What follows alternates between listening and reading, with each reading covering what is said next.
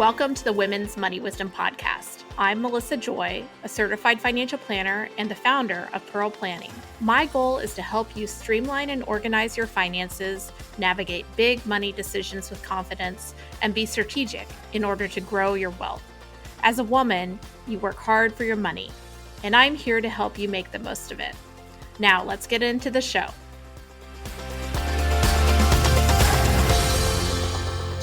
Have a certain way that you approach spending money? Either you hate to let that money go, or there's just never enough and you can always find a way to spend it. If so, then you're like me, and this episode is perfect for you. We're going to be talking about Tightwads and Spendthrifts after a similarly named book that was authored by Scott Rick. And Scott is a professor at University of Michigan's Ross School of Business, where he teaches marketing. He studies individuals and couples and their financial decisions. And his new book, Tightwads and Spendthrifts, Navigating the Money Minefield in Real Relationships, is just so jam-packed with evidence-based information about how people approach money. It identifies perhaps your spending type, and then also, and this is an added degree of difficulty, talks about how you can navigate your spending with someone else in a relationship. Scott, welcome to the podcast. Melissa, thanks so much for having me. I love this book. I'm going to be using it frequently. I especially like just the definitions of who is a tightwad, who is a spendthrift. But how did you find yourself writing this book and doing this research? Well, the long answer is kind of a strange childhood where my grandparents kind of got bored of living with their grandkids in Houston, and they moved out to Vegas, and we got to go visit them for weeks at a time over the summer. And they didn't go out there for Hoover Dam or any of the sights and sounds. They went for the casinos and the shows. The cha-ching. Yes. And so I got to spend a lot of time wandering around casinos and, watching people pursue happiness via money. It's very interesting to watch, kind of up close and personal. And, we didn't go overboard, but, there were some questionable decisions around me. But, as I would come back to Houston and hang out with friends and their families, I would see that they approached things very differently and would probably be kind of horrified at what we were up to. And so, I think I got interested in these very different orientations. And I got to start to research that when I was in grad school. And once I got married to someone with a very different orientation, I got interested in how that works. And so it's all very me-search based. Well, it's great when you research something you're passionate about and you identify with, right? Yeah. And I hear that judgment when you said, people might be horrified, the other kids in Houston, when they saw the way that your family behaved. I think so much of this conversation does involve perhaps judgment. I also married someone who has a different money perspective, as we all do. But let's get down to some definitions in case assumptions aren't fact. Tell me what a tightwad is. Yeah. So there are many different ways to kind of spend conservatively, let's say. Some people are very frugal. They enjoy saving. They enjoy kind of saying, oh, don't throw that away. I can do something with it. I can make something new. And they just believe in it. They don't have a ton of desire for new material things, and they're happy, and that's great for them. I'm happy for them. That is a little different than a tightwad mindset. A tightwad is someone who they feel a lot of distress and anxiety when thinking about a lot of optional purchases. They feel that way about required purchases too, but some things they just have to do. But when there's optional things like, oh, should we take that vacation? Should we, do something fun? They will often recognize that, oh, I can afford it and I probably should do that, but they just can't bring themselves to spend the money. It's too anxiety provoking. And so that can cause them distress, passing up on these purchases that they think they should be making. And it can certainly cause a lot of distress to the people around them who can sometimes suffer with them. So interesting, because there is so much emotional and psychological built into spending decisions. And it's also interesting during phases of life, because I work with people both when they're accumulating money, where it may not feel as painful to spend money versus when you retire and you don't have that paycheck that perhaps is somewhat fair game.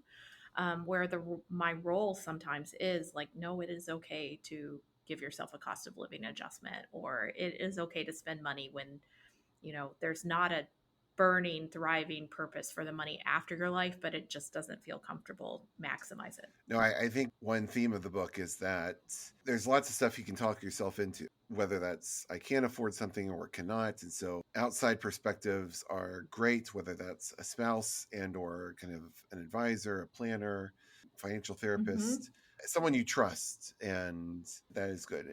Understand yourself first, but then kind of seek outside views. Well, then we have the other side of the coin, the spendthrift. And the name, as you mentioned in the book, is a little bit of a like, well, thrifty. Doesn't that mean I mine my money?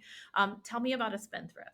Exactly. It's a very weird name. The origin is like, oh, a parent or a grandparent saved a bunch of money and then you go out and spend it. That's the idea of that name. But so, I like to use a car analogy. So, tightwads, it's as if they're driving with the emergency brake on. Spendthrifts, it's like someone cut the brake lines for us. We just don't have, I say we because I'm a spendthrift, and just not enough distress about, oh, what am I giving up later by spending the money now? Like, I wish I had better brakes, and we're kind of present oriented, whereas tightwads are very kind of future oriented. Mm-hmm. And yeah, so we end up buying things that we come to regret later. Like, yeah, I probably didn't need that. And so both of these approaches, these extremes, tightwads and spendthrifts, there can be some frustration at the end of it. Definitely. And then you have a quiz in the book where basically you rate yourself and the decisions that you make, and either you could be a tightwad, a spendthrift, or there's something in between, the unconflicted consumer. Is that right? Yeah. Yeah, they don't get an exciting name because they are, they're happy, they're less interesting. I mean, from a psychological perspective, I'm interested in the people who are kind of struggling with something. But yeah, the unconflicted people, that's really where you'd want to be ideally, um, where you have just enough distress when considering money, not too little, not too much. But yeah, they're kind of at peace with, more or less at peace with how they're using Well, money. I think my intrinsic nature is spendthrift, but I tested as unconflicted. It's Mm, self-report, but I do think that there are ways, as we'll discuss, where you can modify. For me, I have certain areas like as you described, I love to shop. I love clothing purchases. But I always avoided because of the way my parents kind of implored me to. I always avoided debt, so I've always operated in kind of a cash world, even when I had significant constraints when I was younger in terms of the mm. cash that I had available. But I too, if there's one group who is more societally judged, I would say it might be the spendthrifts, and I certainly am a financial planner who also likes to spend money. So we're not Absolutely. here to throw stones at other people.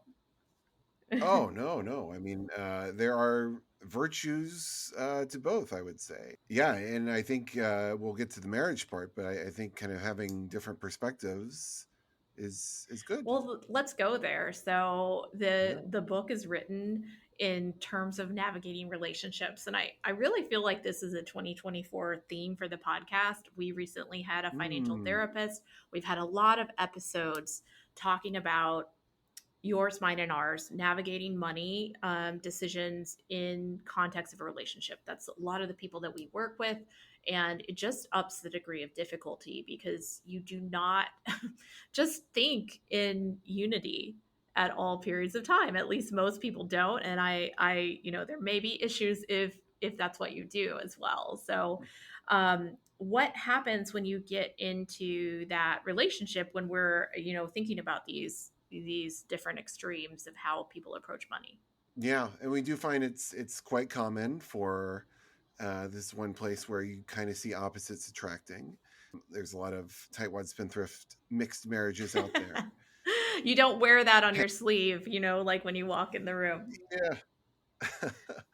But you talk to him long enough, you could tell. Yeah, and so it's just you might have noticed it when you were dating them, and like maybe it was charming or funny at first when the stakes are low, but then you get into a longer term relationship and something you might have brushed off before, now the stakes are raised. It can really start to get irritating, especially if you're like influencing kids. And like I can put up with it if it's just you, but you're creating versions of yourself, and we have to put a stop to this. So the money related decisions are just unavoidable. There are things that are explicitly about money, kind of what kind of mortgage can we afford or car. But then there are things like how do we spend our time, which have a gigantic financial component, like what sports are the kids going to play? Well, they have very different price tags. Mm-hmm. You just can't escape this. And so if there are these underlying differences, they will find a way to kind of manifest themselves. And without having an idea of how to manage it, if people are just left to their own devices, you can get a lot of friction and arguments and regrets, and can be handled. It just So, what are some strategies if you're on? And I want to talk in a minute about the people that are on the exact same page, like the spendthrift met the spendthrift or mhm. the tightwad met the tightwad. But for those mixed perspective couples, what are some of the ways that you can navigate in a more healthy, in a way that provides for more familial well-being, for lack of a better word? Well, I having some tiebreaker Mm. rules can be good, or kind of suggestions, not rules. But so one thing I recommend is that when there's disagreement about a new material purchase, should we upgrade the couch or the TV or something like that? And there's like disagreement with that. I say, well, maybe side with the tightwad on that. We just know from a lot of research that there are a lot of material purchases that don't bring lasting happiness. Mm-hmm. If there's disagreement about an experience, family vacation, kind of novel, once in a lifetime thing, and there's disagreement, I say there maybe side with the spendthrift, err on the side of going for it with the experiences, because we know that those can bring lasting happiness, memories, learning about each other in kind of novel settings. There's only so much you can learn about your partner in kind of the day to day. Who's going to let in the refrigerator repair person, like those kind of administrative conversations. Like you really learn about your partner when you're doing something new. Mm. And so that's why I say that could be one way to kind of balance the scales there. I've heard of some couples too where they had a certain dollar amount where things were kind of fair game if everything was in good shape financially, so that joint decisions were made for bigger ticket items, but it wasn't like you needed permission for, an alert for every credit card spend. Why did you go to the Gap? No, I mean, and that gets down to how you set up your accounts, and Yeah. that's why I think there can be room for both Well, yeah. joint So and separate. account Yeah. setup, I think you mentioned that research wise, joint accounts tend to be better for a relationship than separate. Is that right? Yeah, I would say if you have to choose between only joint and only separate, I would go with only joint. Okay. Um, we did a experiment with newlyweds who had separate accounts, and they were undecided about how to handle their money moving forward. And so we randomly assigned them to keep it separate, or take the plunge into joint, or just do whatever you want. And so we followed these three groups over the first 2 years of marriage, and we would check in with them every now and then. Are you still talking? Do you still like each other? You happy you're getting married? Um, and what we found was that the couples who we prompted to go for it, do the joint account, they maintained their initial kind of newlywed level of Well, happiness. that's pretty magic. That's pretty magic. And then everyone else, you get the normal kind of decline, where that's typical. Like the wedding day's happiest, and then there's a little coming back to earth. Hmm. But we think a joint account is good, turning your money and my money into our money. You want to reduce scorekeeping as much as possible, kind of who's bringing in what. There's almost always going to be an income difference between partners. A joint account is good for kind of blurring those differences and kind of pushing them further out of mind if at all possible. So kind of just pooling the money and getting it, kind of unlabeled, where it's coming from. It's just all immediately are. And, it prompts discussions. It can get people on the same page. And if you are looking to reel in your spending, it can help to have someone looking over your shoulder. If that's your goal. I'm not sure that should be everyone's goal, but if it is, joint accounts can help with that. So there are a lot of benefits to the joint accounts. Well, a joint account is a titling, but I think the unspoken, kind of companion to that is that hopefully you're both proactively engaged with your money. That doesn't mean that every decision has to be made in a committee format. But I Mm-mm. think also, there's higher well-being when you have knowledge and not just a passive, like I have absolved myself of any financial responsibility for better or often for worse, where you feel like your partner has things Mm-hmm. taken care of, but then, oh surprise, they don't have the skills that you thought they did. So if you can be on the same page, have some communication style that involves communication, all of these Yeah. are probably great companions to those joint accounts. Yeah, you don't necessarily want one person who kind of specializes in all financial matters and the other person is kind of blissfully ignorant, because what if something happens to that person who knows everything and the other person has to like jump in and they're lost, and that could be a really bad situation. Well, you go on to in this kind of area of talking about how partners make decisions, to talk about two different types of relationships: the communal relationship, where the money is, it's for the family purposes, the money is there to support the family, not any particular Mm-hmm. individual, versus an exchange relationship, which is much more transactional, keeping score, etc. I super struggle with those exchange relationships where there's just untenable, differences. And hey, we got the utility bill. You're going to need to pay $53. I need that money, and things like that. Tell me what you found in your research about these two different types of relationships. Yeah, a lot of romantic relationships start off with a communal orientation. I help you because you need it, not because I'm like prepaying for some favor later. So in a communal relationship, you might say, "Can you do the dishes tonight? Because I'm really tired. Like, I just need the help." Whereas an exchange orientation, which is something that can happen to couples, you kind of fall into scorekeeping. The request might sound more like, "Can you do the dishes tonight? Because I did them last night and it's your turn." That kind of tit for tat reasoning can really kind of create distance between partners. And yeah, scorekeeping is never a good thing.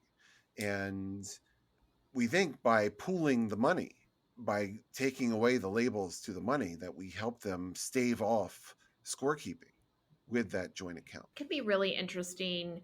This isn't the exact same topic, but it's quite related. It's easier to be autonomous in your working years, because the rules of the game are pretty much, there's a stream of income for Hmm. perhaps each of you if you're both working. Many of the people we work with are in a relationship, both working. You get to retirement and there's different rules for different times that you can take money out. The tax considerations are not just, you got paid 100,000, that's what you'll report on taxes. And life expectancies are different. There's a variety of circumstances that are codependent though, and it becomes so much more difficult without the context of what this other person living in your home is planning to do with their money, to functionally plan as a practitioner. And so it's much better if you're younger and listening to this to practice now, versus thinking that you can just like retire on your own without any consult from that other half of the ownership and the relationship. So much gets thrown up in the air at retirement, but even given that, hopefully you can have some good systems and norms in place going into that to hopefully ease the transition. Yeah. But Otherwise, you um, might need that financial therapist to be engaged in addition to the yeah, financial advisor, or for you to, kind of the CPA or whoever. this might be a yes and situation, Right. like good norms and good Yeah. advice. Yeah. Well, we skipped over, but I want to make sure that we talk about when people have the same perspective in a relationship. I Mm, sometimes I find that can have a magnifying effect.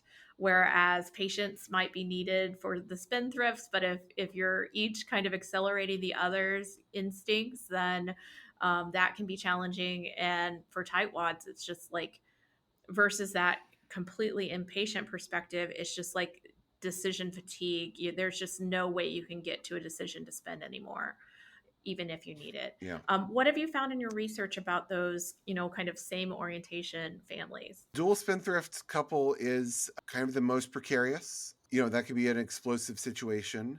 You know, if they have plenty of money, you can live a kind of fun life as a dual spendthrift couple, but it is a dangerous thing. And what I will say, though, and perhaps surprisingly, is that if you're trying to predict, okay, how much are they going to fight over money? I think the couples that fight most are where there's a difference Mm-hmm. in their approach. Even though two spendthrifts might kind of, be in unison, kind of spinning themselves into a bad situation, at least they're both kind of on the same page. And so you get this disconnect between what people look like on paper and how they Mm-hmm. interact. There are dual spendthrift couples that are, quite comfortable with each other. The partners are okay with each other, but it can be dangerous, of course. Whereas a double tightwad couple, you know, we find that they score pretty highly on kind of old fashioned measures of marital well being. So some of these old fashioned measures would give you a really high score if you both say, yeah, we like to spend time at home together and have like a quiet life. And, there's not a lot of novelty to it, but it's kind of steady. There's not like huge risk of disaster, but maybe there's not a lot of fun and interesting new things either. And so that's the risk that a lot of double tightwad couples face, which is kind of letting life pass you by, and that's a real danger too. It's interesting. What does contentment mean to you? I think for the double spendthrifts, the the challenges that with lifestyle creep, which isn't necessarily a negative thing, as you kind of hopefully accelerate your earning potential, that the supposition that you can do anything turns into you can do or do everything, I should say, turns into you can do anything but not everything because you used to make Mm, 600,000 or 800,000 a year and you got used to spending most of that, and it's just not sustainable over retirement, which at some point comes along the way, especially if you've been predisposed to not save along the way. And I also find sometimes, and I don't know if your research finds this, when one person kind of falls out or wakes up and says, "Oh, I see a problem," they may still not have the tools, but they have the anxiety starting to emerge, and then the mm. partner either may not see the same problem, and that can kind of in similarly minded couples, but then where there is kind of a warning light on for someone, there's not the tools, there's not the resources, there's not the habit, and then there can be some real anxiety. I do think the proper account structure can help a little Mm-hmm. with that, so that we both have a very clear view of how the household is doing in general. That's why I like the joint account there. But uh, you know, I will say that it's okay, I think, to have a combination of accounts. I think there can be a role for separate accounts too. We each get to use some of our money without the other person kind of looking over our shoulder and saying, "Do you really need that latte?" Or, if you can avoid arguing over tiny stuff that maybe doesn't add up to too much, that could be good. But as long as we both have a clear picture of how overall we're doing, I think that's Well, and essential. if you're saving first, if you've had that expansive, kind of growth in your capabilities financially, and you keep the inflation for your saving in check with your spending or try to expand it, it creates a lot more safe zone for the for that spending. And if you can have a check-in where everybody agrees, like there's still money in the accounts every month, there's still cash on hand. For me and my spouse, we he and I were in our 30s when we got married, so we had our own accounts, and each other's name were put Yeah. on to each account, but then, like we still know who's his. We own them together, but I've got mine and he has his at different institutions. So it's a I little bit see. of a compromise where we didn't have to say, it's all in the same pool, and then we were ramping up at the same time. So that keeps that safe zone for the spendthrift versus his, kind of prefers to spend less. Yes. Yeah. No. As you say, saving first. Ideally, saving invisibly, Yeah. automatically, and so it doesn't even. There are all kinds of things that I've arranged in the background so that I never get that money in front of me. To Well, and what the beauty of behavioral economics in the last 40 years to provide some of those resources, whether it's auto escalation for your retirement plans and all of these types of things, can really just profoundly benefit the safety and success of families. So exactly. you, as we're wrapping up, I want to talk about one more added complexity to, managing the people in your lives.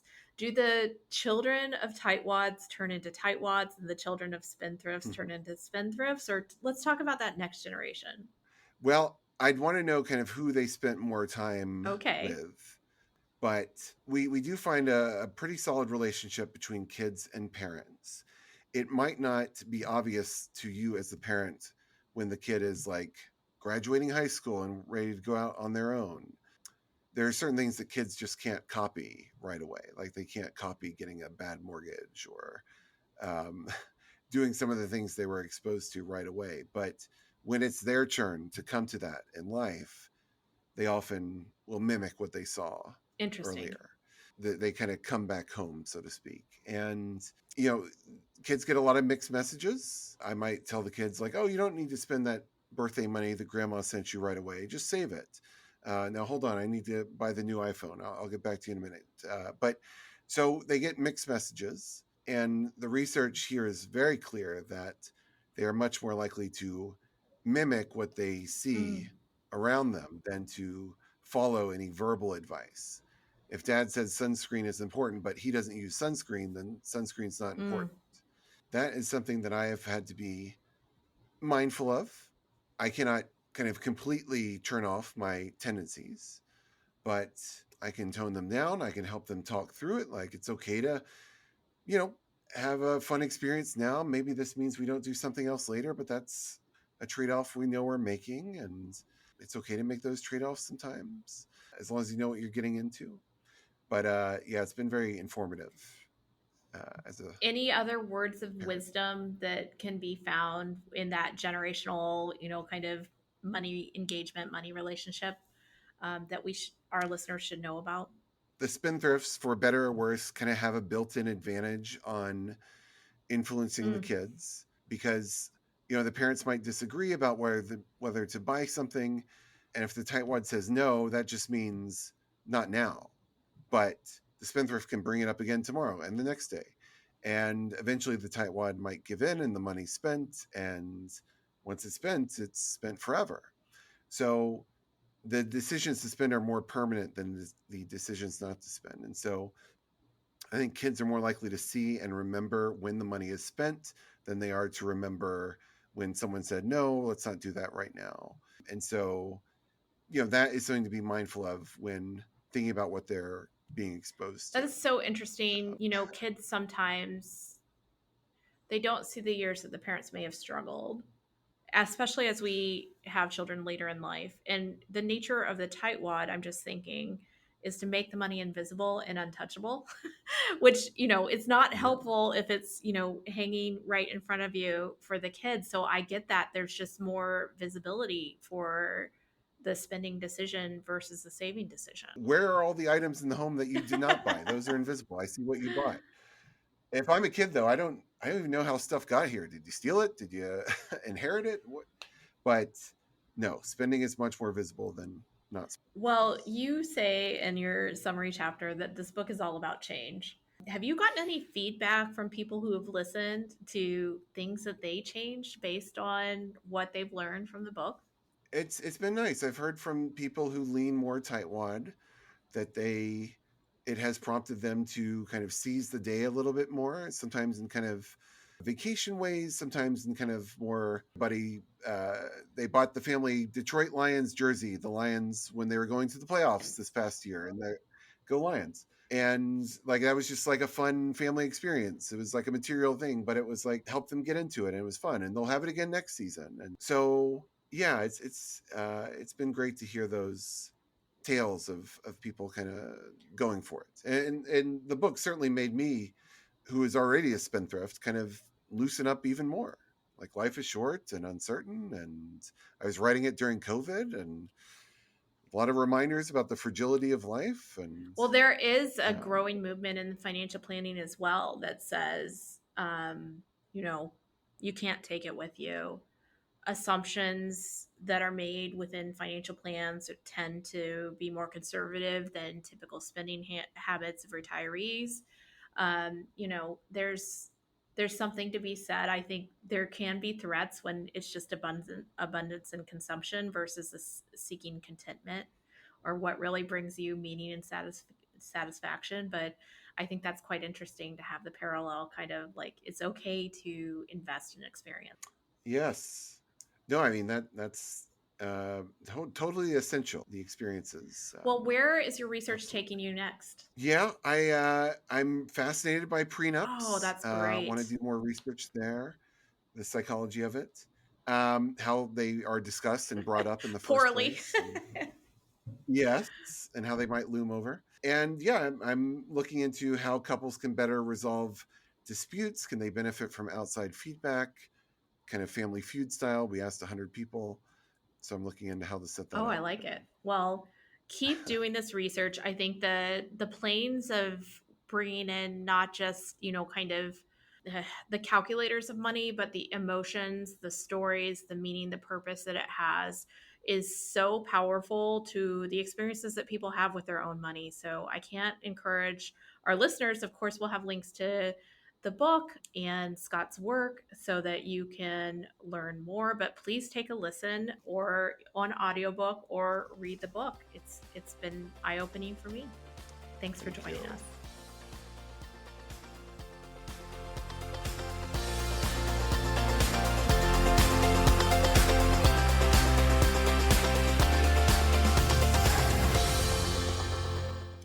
Thank you for listening to the Women's Money Wisdom Podcast.